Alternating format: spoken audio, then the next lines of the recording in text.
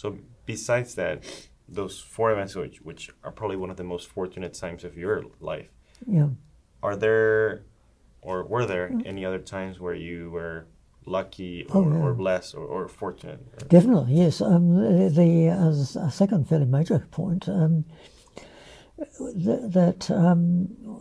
in the early summer of 1972, I guess I always get the years wrong, but I think it's 1972. I was working at the University of Sussex. I was working in I'd been doing some work in low temperature physics, but I had more or less, by that time, I'd got sufficiently interested in the foundations of quantum mechanics that I'd more or less made the firm decision that I was going to abandon doing just straight line low temperature physics and devote myself full time to the foundations of quantum mechanics. At that point, I went off for a week's 10 days holiday rock climbing in Scotland.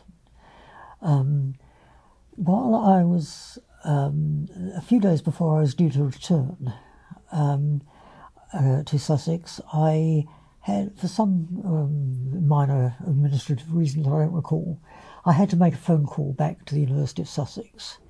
And whoever answered the phone, it would have been someone in the physics department, whoever answered the phone mentioned to me, after I got this sort of business I'd called about done, mentioned to me that Bob Richardson from Cornell was going to be visiting Sussex in a few days' time and would like to, if I were around, would like to talk to me. I had actually had some contact with Bob in some work I'd been doing on a normal state of helium-3.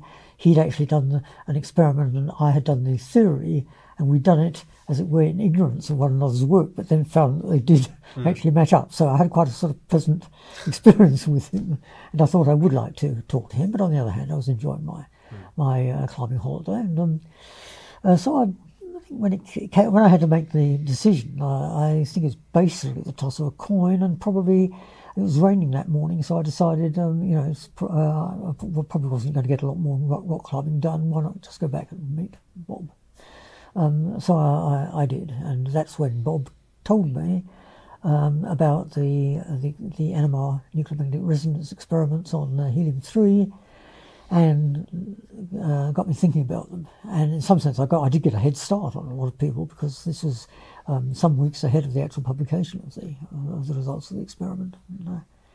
And that, of course, switched me away again from the foundations of quantum mechanics into firmly back into low temperature physics. And I didn't get back into the foundations of quantum mechanics until for another 10 years or so. So that was certainly another piece of serendipity.